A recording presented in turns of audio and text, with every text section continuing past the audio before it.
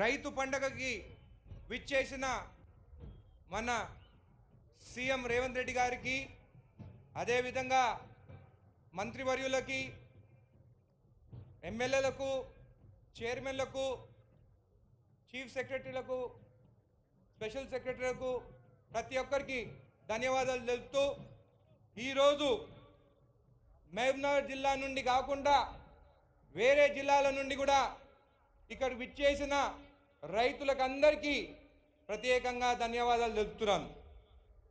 రైతు అంటే ఎప్పుడూ మోసపోతూనే ఉంటాడు. కానీ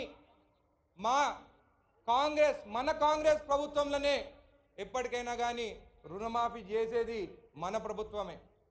2008లో మన్మోహన్ సింగ్ గారు ప్రైమ్ మినిస్టర్ ఉన్నప్పుడు రుణమాఫీ జరిగింది. గత 10 సంవత్సరాల్లో ఇక్కడ బీఆర్ఎస్, అక్కడ బీజేపీ రైతులకి ఎప్పటికైనా కానీ శత్రువులే. ఆ రోజు మన్మోహన్ సింగ్ గారు రుణమాఫీ చేసిన తర్వాత ఈరోజు మన ప్రభుత్వం, రేవంత్ రెడ్డి గారి ప్రభుత్వం, మనందరి మంత్రివర్యులు సహకారంతో రుణమాఫీ జరిగింది.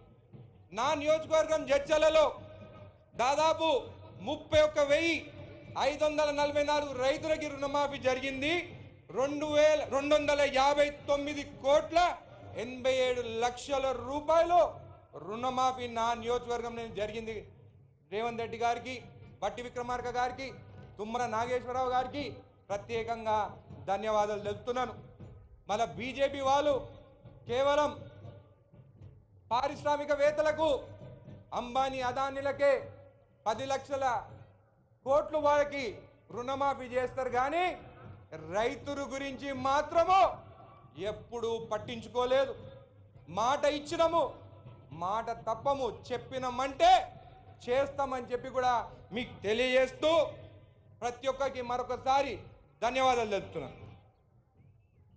Thank you sir. Honourable MLA Mahbubnagar NS Srinivas Reddy గారి శుభాకాంక్ష.